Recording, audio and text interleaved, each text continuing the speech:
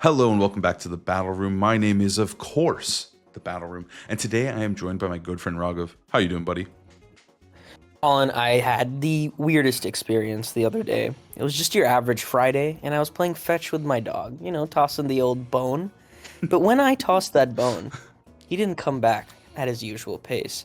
He came back slowly, and not alone, but he was with a pack of wolves carrying a 30-foot iron snake, and I knew just then that Wolfe was coming back with his mega Steelix, and he made it all the way to the finals of our first champions event.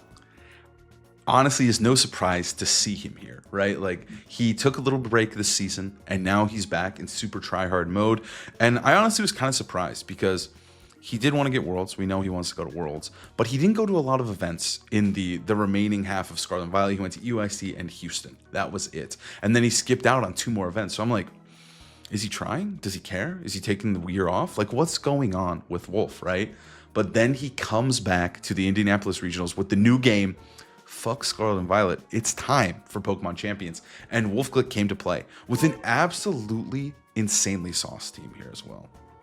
No, this team is crazy. It's funny. You said it's no surprise, but it is still, and then it is still a surprise.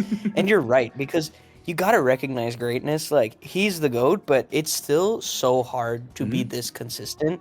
And to watch him do it is just amazing, especially with, like you said, an absolutely bonkers team.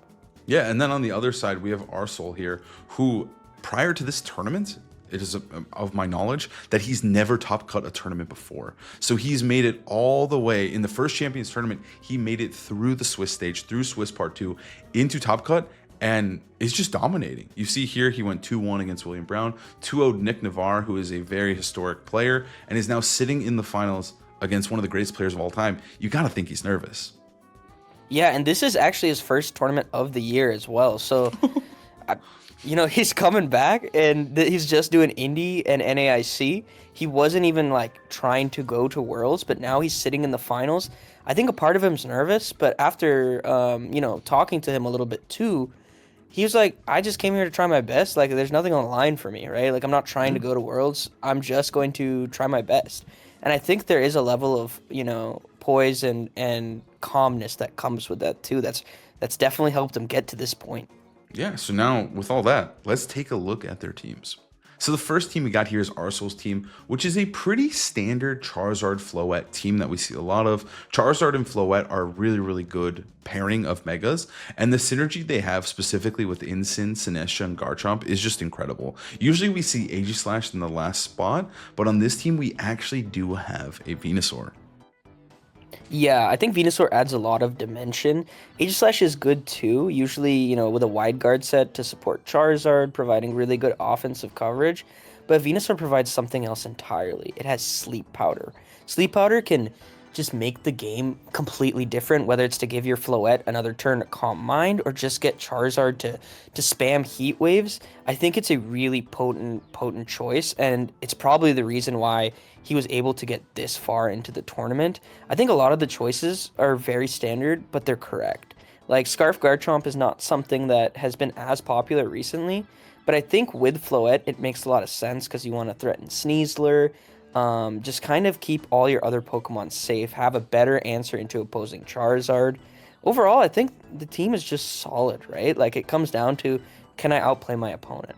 Yeah, and it also is like, it's such a mix-up, right? Like, approaching the Floette Incin Sinesha mode is completely different than interacting with Charizard, Garchomp, Venusaur. So it creates this like nasty team preview where you almost just have to get it right if you're the opponent. And I think that's what makes it so frustrating. Absolutely. I think that's an essential part of this format, and what makes it so tricky is these dual mega teams figuring out which mega they're bringing and making sure that you have like two completely opposite or completely different modes that you have to cover for. Just adds a dimension of like roulette that usually isn't as common in these formats. Yeah, I feel like Double Mega has just, established itself as probably one of the best ways to play. Obviously, you can play single Mega, it's totally fine, but that dimension is just, the dimension shift is so frustrating. And I think that, yeah, we're going to see it here. We'll have to see. Sometimes there is a optimal mode that you need to go for. So it is up to Arsal to figure out which one of those modes is best into Wolf's team. So we'll take a peek at Wolfe's now. So next up here, we have Wolfe's team with the Mega Steelix that we mentioned prior. We got Mega Steelix, Dragon Dance Tyranitar, Rotom Wash, Sinestro, Sneasler, and then Swords Dance Talonflame. Dude, it's just, I'm in awe. Like, this isn't even just Wolf Glaze, but like, when you see creative teams like this, it just inspires you. Like, I want to be better at team building because this is just absolutely insane. You could have given me 100 days. I would have never come up with this, dude. You tell me, make a Mega Steelix team, I would have given up in an hour. This is truly just mastery of the game because it looks like dog shit when you look at it, but when you watch him play and you really learn it, it all makes sense, right? Like, Steelix has to have sand, of course. Its ability when it megas is Sand Force. And then having this Rotom Wash that is just so interesting. Leftovers with Will-O-Wisp and Light Screen, it actually brings the whole team together, Colin. Oh, 100%. Because the thing is like, we've talked about Rotom. Rotom is very, like, centralizing, right? And at first, Rotom was looking pretty good. He was looking good. We're like, this is Rotom time. Rotom's back. Rotom's king. But then Rotom fell off a cliff, and we haven't seen him since.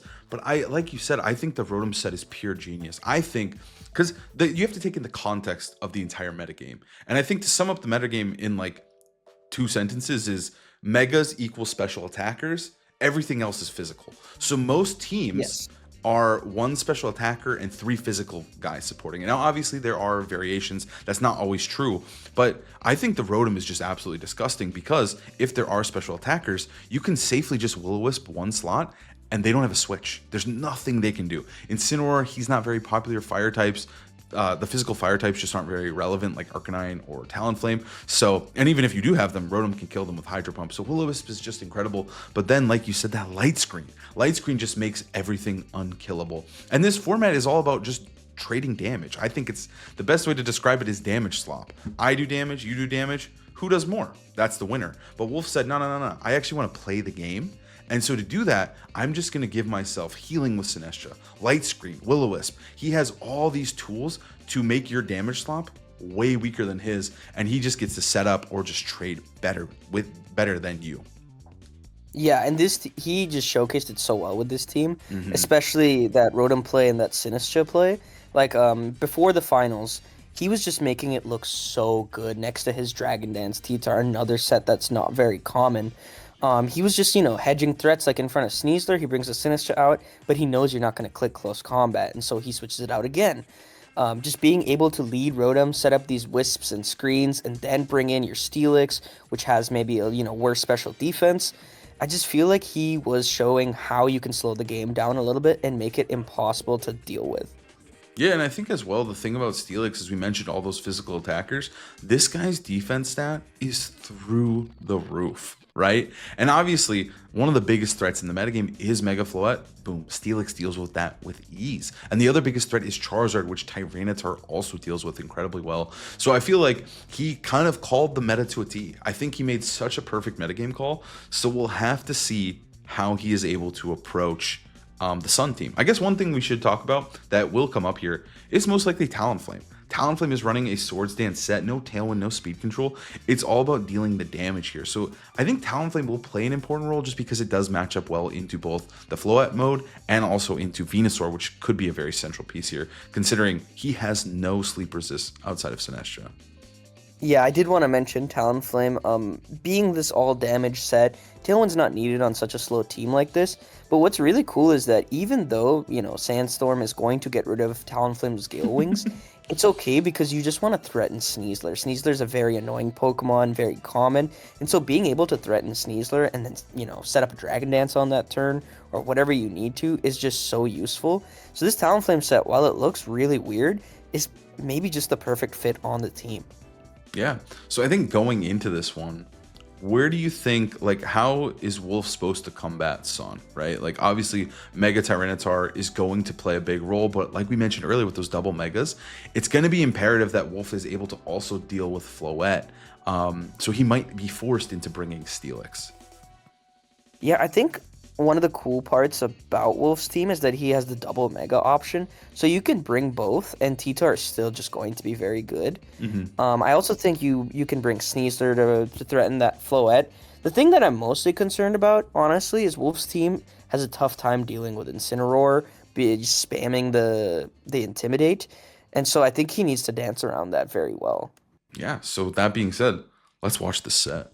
So we're going to see Tyranitar and Steelix as the lead from Wolf into Garchomp and Venusaur for Arsal. Yeah, this is looking pretty scary for Wolf already just because Venusaur is unthreatened here. You have a free Sleep Powder into either slot, and Garchomp's not too mad either. You have ground moves threatening both Pokemon. Obviously, Steelix is going to shrug that off, but also just defensively, like Garchomp is probably chilling. I'm thinking you get to freely attack and probably Sleep Powder that Steelix. I think what's nice too from Arsal's perspective is like you do know he has Tyranitar and Steelix, so you probably have one of your megas in the back and you kind of know which one you need to prioritize removing, right? If you have Floette, Yeah. Steelix is a little more important, but if you do have Charizard, you're able to start punishing Tyranitar. So we're going to see Wolf actually swap out into Talonflame, and then he's going to protect Hating that with ground Steelix. type attack. Yeah, so I mean, as long as the Sleep Powder does not go, oh, and the Dragon Claw, and then the Sleep Powder, Dude, like you it's mentioned. so much, Colin. Sleep Powder into the Steelix Dragon Claw. Wolf is very upset here. His Gale Wings is broken, was going to be broken anyway, but not choosing to lock into a ground move is so smart from Arsal. Like, yeah, it's right there. Like, it says Yeah. super effective when he clicks the move, but that's bait. You know, now Venusaur is unthreatened and can go for a Sleep Powder again because Garchomp, remember, is Choice Scarfed. I like the way he played it too, because like Wolf doesn't have a Dragon Resist. Like it may seem like such a small thing because he wasn't going to get a ton of damage on a T-Tar, but oh my gosh, what an like it just sets him back so far. And then we're gonna see Now, Wolf. Steelix probably just going to eat another Sleep Powder. It's also important to note that Arsal has dropped the Grass move on Venusaur for Earth Power. So if he chooses to, he can Earth Power the Steelix for probably over 50%. Steelix does have a horrible, horrible special defense. And important to note too, he is not a rock type, so he does not benefit from the sand defensively. I mean, I guess he doesn't take the tick, but yeah, he does. He doesn't get any special defense, so this could do so much damage. He also threatens like Cine could protect, but you could double the Cine for a KO as well. So he is just going to switch out into Incineroar here. He's not going to try to get that double up, and he's just going to continue pushing that momentum forward. And he's going to grab an Earth Power here on a Steelix. It does half? That's what I'm saying, dude. Steelix, it doesn't have pitiful special defense, but it's not crazy. And Wolf's Steelix does wake up. I was going to say, if Steelix wakes up, oh my god, that did so much. That was -1. That was a very good switch in on Arsal's part to the Incineroar, because I was worried if the Steelix wakes up, that Heavy Slam is just going to nuke either the Garchomp or Venusaur, but it barely lives with Sand, and now you have a free Fake Out. You do have a free Fake Out, but like at least you can threaten a nice little Matcha Gotcha. You have to be a little careful because realistically, it's most likely Zard in the back, who is a pretty solid switch in here for Arsal if he wants it, which we're probably going to see. Yeah, Charizard to eat that little Matcha Gotcha, because Venusaur, Switch. it does still have value in the late game, right? It's still alive. It can still press Sleep Powder, and that's all that matters. Yeah, or even just that Earth Power, dodging Sinistra's Rage Powder. Like, Venusaur is probably the key to this matchup, as you pointed out earlier. Wolf doesn't have anything that can dodge it other than Sinistra, and Talonflame's losing that Gale so easily if you're setting up the Sand. I think what's nice here too for Arsal is Steelix just can't touch Charizard. Wolf relies heavily on Tyranitar to deal with this guy. So right now, Charizard does get to fire off a potential free Heat Wave. Obviously, you do have to respect the fact that there is Wide Guard, but even then, you can just Heat Wave. You could. I think also another big thing about the Venusaur is he could totally just sack the Venusaur at some point as well, just to get Incineroar out of there. Yeah, I think honestly, you probably do just get Incineroar out of there and Heat Wave, or maybe even just Weather Ball to get around the Wide Guard. Alternatively, you can stay in with Incineroar and say if you're clicking high horsepower, that means you're not clicking Wide Guard and you get the Heat Wave off. It's true. And are we going to see Wolf switch into T-Tar? We are. But obviously, the Mega will overwrite this Sand. And he is going to withdraw. He's going to go into Garchomp. He does. He wants to keep that Venusaur alive. I think Garchomp is a relatively safe switch. Oh, no Mega. He said, I'm winning this Weather War. He doesn't need to Mega, really, to kill both those Pokemon either. What a nice turn. Yeah, and the defense doesn't really change either, so there was no Hmm. huge risk by not megaing there. I honestly don't think he needed to not mega just because Steelix already did, so he's going to win the Weather War if T-Tar switches in. But now it's just like he has more of control, and Garchomp is looking phenomenal, especially since Steelix is already at -1. You could probably get another Intimidate on it. Just switch out that Charizard. You don't want to risk in front of that T-Tar. I think the thing too is like it's kind of tricky. You don't really want to send Incin into this, but Incin could switch in on the Garchomp as well. There is 2 turns of Trick Room that he does have to stall. But I do think like you could probably safely just like ground move protect, right? Is there any punish to that? Or switch to Incin, sure, that works too. Get him in there. Yeah, getting Steelix down to -2, T-Tar to -1. Probably just ground move or Dragon Claw again. Okay, how much is this Heavy Slam doing? Sand is gone. Oh That my was God, pretty good. nothing. That's -2, dude. Yeah, you're not wrong. And with the Sand, it was honestly pretty impressive. Incin, he takes a lot from Rock Slide, but it's probably just going to heal that back up with Citrus Berry. Now, can Garchomp hit through? He doesn't. Okay, it flinched. Wolfe definitely needed that. That was the best possible turn for Wolfe. But does he have stomping or no? He does, right? I He do totally believe does. the Garchomp has Stomping So Tantrum. he does have the boosted stomping, but at the same time, it's like, do I want to press it when that Talonflame could so easily come in? Or even Sinistcha. I mean, Or Sinistcha would take a Cine. good amount if Stomping's boosted. Hmm. Um, but I'm kind of with you. I feel like you want to probably not risk it in case Talonflame comes in, and now you're in an awkward position. I don't think Wolf is allowed to just double protect here though, because then the next turn it's like, I mean, I guess the next turn you could just swap around too, but it feels bad to double protect on your last turn of Trick Room, and we're not going to see that. He's just double attacking. So he chooses to fake out the -2 Steelix. I was thinking Wolf was probably going to switch T-Tar out into Sinistcha. Actually goes for the knockoff, barely missing the KO on Garchomp's. Going to take that rough skin. And just another Dragon Claw into T-Tar. So Doing a much. good amount. Well, Wolf's T-Tar is frail. Yeah, Wolf's T-Tar, for those who don't know their Tyranitar numbers, he is only 2 HP, or 2 points in HP. Normally it's 175, so yeah, there's 0 bulk on this T-Tar. We do know it's jolly as well. It's just about being as fast as possible, which is very cool, but a little bit like, in this moment, T-Tar's not living up to being a stat king like he normally is. Yeah, this is a tricky position, but Garchomp can switch moves now, right? You can Yeah. actually click a ground move if you want to. You can click Rock Slide. I'm thinking this Incineroar is probably either going for Parting Shot or Flare Blitz because that T-Tar switch is so obvious. The only thing is potential protect, right? Actually, a double switch from Wolf's End. Talonflame coming back in. Unfortunately, couldn't get the healing onto the Talon itself, as we see another Dragon Claw. And Incin probably just going for a parting. Yeah. Yeah. It is a little bit unfortunate. He could have, but then he would have made Talonflame eat the Dragon Claw, which would have defeated the whole purpose. But yeah, it was a little tricky. I do think like Wolf is not out of this one yet. He is getting bogged down quite a bit, but I think Cine's doing his best to try and keep these guys alive. But I think it might not be enough now that Charizard actually finally gets to move and just smack him with a Heat Wave. Yeah, I think this position isn't good enough. He needed to heal the T-Tar potentially. I think the Heat Wave is too free and there's no way to really get around it. Yeah, I think just right here, you're right. He just got, like, it was like such an elaborate dance around the Trick Room. But then right here, Arsal, finally, with that parting shot, put himself into a position where he has basically a checkmate, right? And he's going to continue pushing that checkmate further with the Incineroar switch. He doesn't want to risk any sort of crit or any sort of anything. He's just bringing him in. Yeah, he doesn't need a Mega again because this time I actually do very much support not Megaing. The Heat Wave is just very good, and if T-Tar comes in, you want to be able to do as much damage as possible, potentially Weather Ball in front of that Steelix with Wide Guard. Talonflame is just way too low, so it will drop to a Heat Wave. Yeah, because now it's just like bringing the Incin there is just even better because now you just get to fake out Heat Wave again. You don't even need the Mega, and then Cine dies or Steelix dies, right? Like it's just But you guaranteed. don't even need to Heat Wave. You can just Weather Ball to Cine. True. Oh, you just Mega Weather Ball, yeah. Yeah, like it's looking close to impossible for Wolf without a combination of getting every turn right and some luck. Like you need a double protect. into like getting every turn right.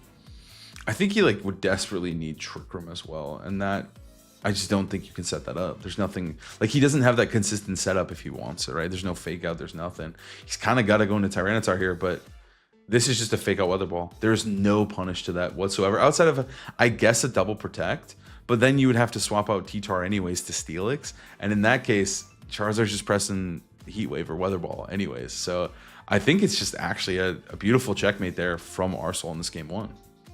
Arsal has played this so clean. He did exactly what I mentioned of like maneuvering that Incineroar just to spam Intimidate. Fake Out has been so good at stalling Trick Room. And that Venusaur too is kind of giving him room to, even though it's just at 2 HP, the Sleep Powder is really important. It's giving him room to pivot, you know? Even if he gets caught, like he can always send out this Venusaur. This is weird. I think he's just supposed to click Fake Out. Like this feels troll. 100% supposed to click Fake Out. I don't. That's insane. What? So is he forcing himself into a Solar Beam here? Did he just like hard read that Wolfe was gonna switch to Steelix and he's just like, I'm gonna Solar Beam kill your Tyranitar? No, I think he's saying the Tyranitar's protecting or something. Yeah, like if he gets Solar Beam here, Wolfe is still like not in a good position. But he actually just Weather Balls a Sinistcha, saying you're not getting a double protect no matter what. That's dying, and I will beat you another way. I feel like Arsal was just supposed to click Fake Out there. I think he was 100%. Like what's the harm? Yeah, there's no harm. Because like and instead he risked getting Rock Slided on. Yeah, I don't know. It was a little bit of a sloppy play there. I mean, it wasn't super crazy to predict the swap there, but or to predict the protect because Wolfe was in a precarious situation. But I guess Wolfe could have totally just attacked there and just ate the Fake Out, right? Like that was crazy. Yeah, I don't really understand not faking out there, but it did work out for Arsal. Wolfe didn't get his read right. He had to go for something to get back into the game. And he didn't choose to Rock Slide. So I think now, again, the game is over. Sinistcha is protecting, but I think there's just no way T-Tar lives this Earth Power and Heat Wave. No, like we mentioned earlier, he has no bulk. So even the Earth Power is just going to pick him up. There's no Sand to protect our King here. He's down. Yeah. And it's Max Modest Venu. It's going to do damage. And he actually just goes for Weather Ball. He was so confident T-Tar was dead.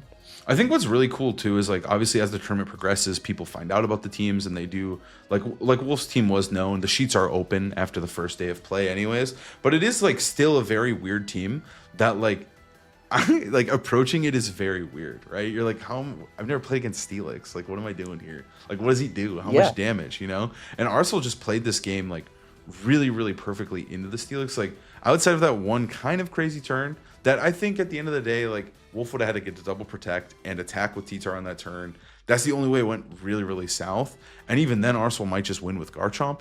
But I think that the way he played it was almost flawless. That was very well played against a team you've never seen before. No, 100% agree. I think other than the Fake Out turn, that was masterful. Like, danced around it perfectly, using the Incineroar and Venusaur perfectly. I think now I'm realizing, Wolfe's team is super, super good into the meta, but just doesn't have that much for Venusaur. Like, Venusaur is back, and it's still just a piece of shit to deal with. I think the thing about Venusaur, especially the way I've approached him recently, like, I kind of view him as, like, he is good, and you have to respect him, but I think at the same time, like, you can kind of, rely on wakes, because they did nerf sleep. So, like, you can rely on those misses, you can rely on, like, if I get put to sleep, I'm like, okay, I'll just wake up in 2 turns, right? But this, because Wolfe did get a first turn wake, and it wasn't like the sleep wasn't like the end of the game. It was really just the way that Arsal played Incin in that mid game. So we'll have to see here how he's approaching this game 3. Is he just gonna? I think he does have to say, I'm just eating sleeps. Game two. Arsal up 1-0 in the finals, and honestly, I think Wolfe really wants to win the first Champions tournament. Like, I think it's an amazing accomplishment, but I think it feels like extra special that it's the first one. Absolutely. And we just see a rematch of leads. Real quick, I do think Wolfe is winning the Drip War. It's a pretty nice shirt. Not sure we've seen that one. Arsal keeping it clean, though. Just a, standard hoodie. And a standard lead in Venusaur Garchomp. What do you think is going to go different this time? Well, this time, I think Wolfe is all just trying to create the variance, right? Like, he's trying to make Arsal uncomfortable, like in saying like which one's gonna switch to Cine, what am I gonna do? This time he does scout out for the Dragon Claw, which I think is fair. I think this play is not bad from Wolfe. It's very defensive. But yeah. Sleep Powder went into T-Tar as well, which interesting. If Wolfe didn't double protect, probably would have been better, honestly, because I think that's a little bit of a fumble on Arsal's end. Yeah, to throw both into it, yeah. I just like Dragon Claw Sleep Powder, but I mean the Dragon Dance could get a little scary, and Wolf's actually not gonna Mega either Pokemon here. He is gonna get put to sleep. Giving himself options for the late game, I think that's honestly pretty smart. Because Steelix is like, you have to bring it if you're expecting Floette, and Wolf saying I'm not going to risk it. Both have uses. Even if I Mega my T-Tar in this set, I think the Steelix can provide something with Wide Guard, with Heavy Slam. Yeah, because Tyranitar's stats get absolutely insane, and now Tyranitar is just threatening, like, even without a Mega. I imagine that it one-shots Venusaur, right? Like, it would knock off, it's just going to do so much damage. I think so. I think this Venusaur is dead if he chooses to knock off, but Arsal has a free instant switch, right? He does have a free instant. The other thing is Wolf has Sinistcha to heal up this T-Tar, so I think the situation isn't so dire for Arsal just because he has that instant switch, which we're going to see right now. He's bringing an instant, and then I imagine that we are just going to see the switch to Cine. One sleep turn burned, which is important to remember, and then Tyranitar is going to get healed up here. Yeah, I think Wolf could have stayed in with Steelix just to hope for another first turn wake, but he can't risk it, right? If it's a double attack, he's taking too much damage. We see Rock Slide does a shit ton of damage even at neutral, and he gets the flinch. Okay, that's huge. Maybe Wolf just wins this game. Is that not game over? That is a hard one to come back from. But the big thing here is too, like, you can switch into Garchomp pretty reliably. He's gonna take no damage. But losing all that HP on Incineroar too, who was like the MVP of game 1, it does suck a little bit.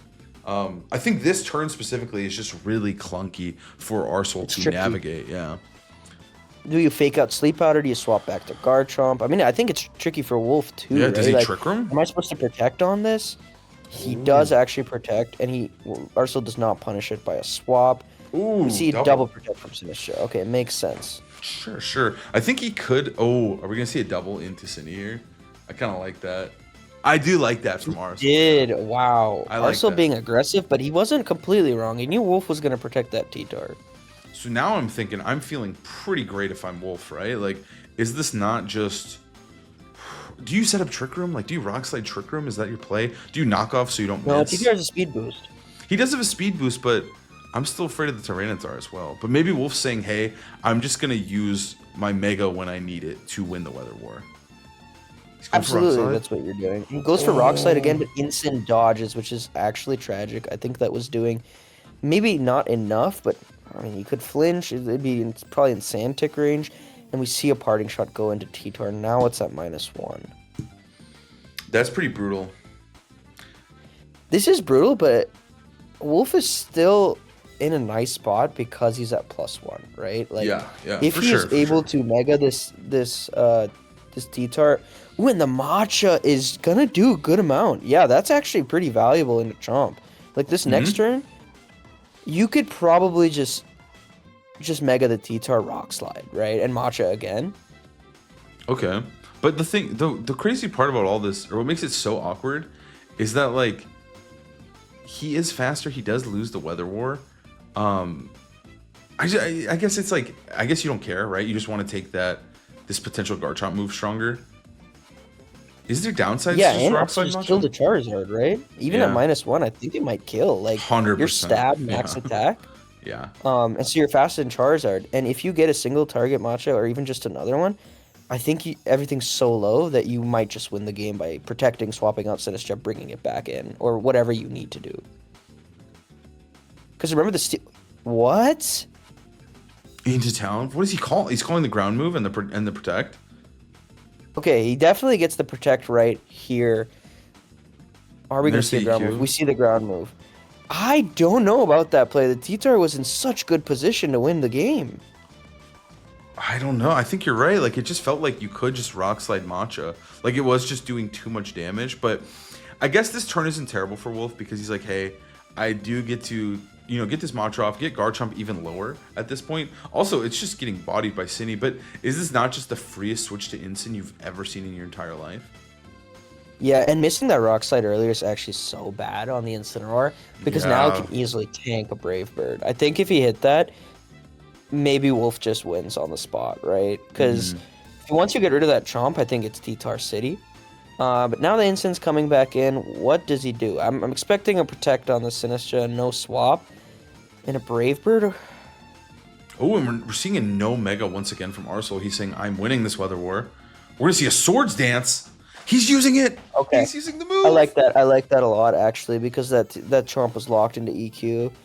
Without the Sun too, it's gonna eat this pretty well. Yeah, he's eating. I mean, dude, that did way more than I would have liked from a non-mega Zard, but that's Talonflame for you, dude.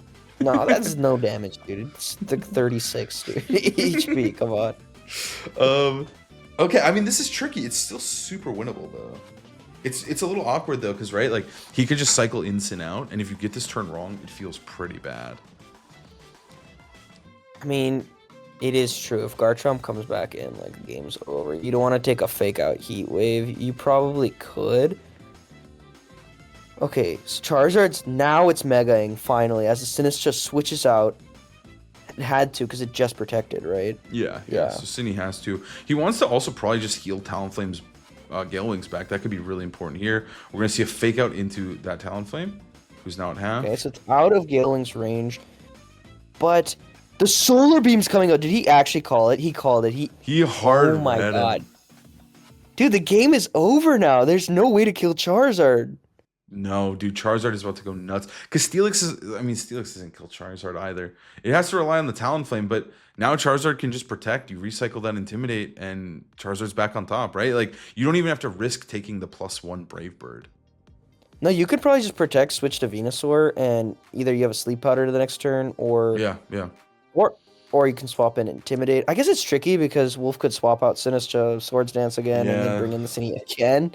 So it is a bit tricky.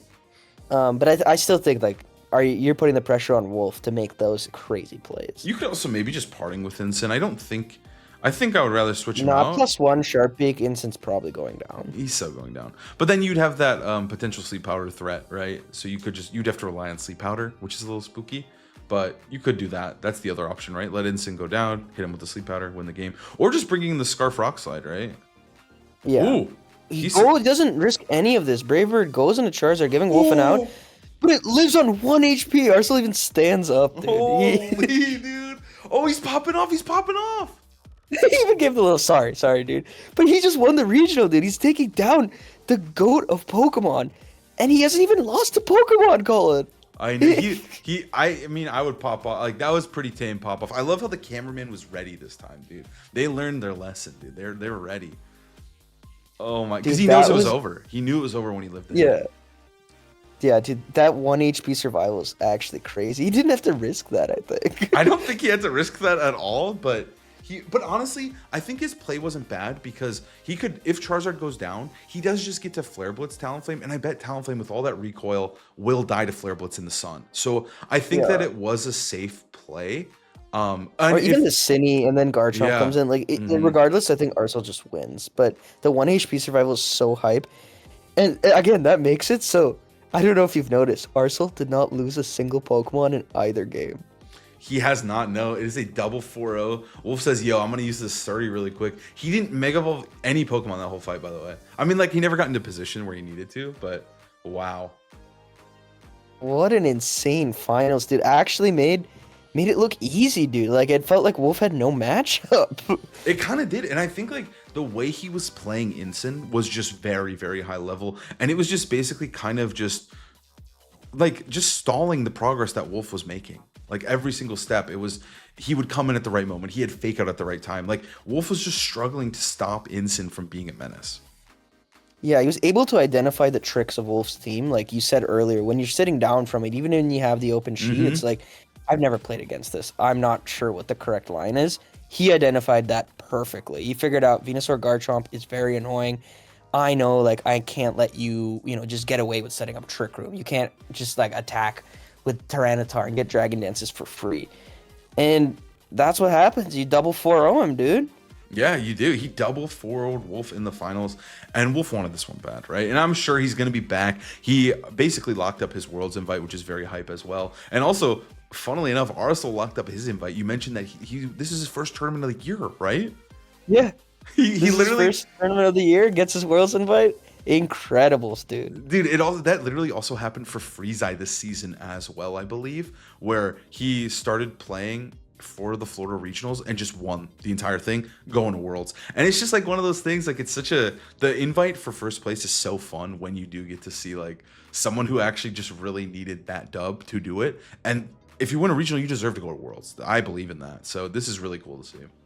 Dude, it's not a coincidence that they're both South Asian too. I'm just saying, my Brown Kings, dude, we're up this season. So hopefully we get a Battle Room dub at NAIC as for me, Raghav. Oh yeah, Um, yeah, because Colin is not Indian. But um, dude, it's just I just love to see him win, man. That was an incredible finals too. it was a really well played finals, and I think Wolf was like he was close, like you mentioned on that Tyranitar turn. He swapped it out. I think maybe he had a shot, right? Like I don't think that Wolf Yeah. was out of the set at all. But Arsal just played incredible, and he stood in the face of Wolf and played incredibly well, and that's the Yeah. most respect. Yeah, what a Well, finals. thank you guys so much for watching. I hope you enjoyed that finals as much as we did. We're so happy Champions is here. Champions has just been Prime. incredible. And we're gonna keep putting out more content from this regional too. Yeah, if you want to see us break down more matches, they're going to be coming out in the upcoming days. So please subscribe if you want to see that, and we'll see you next time. Peace.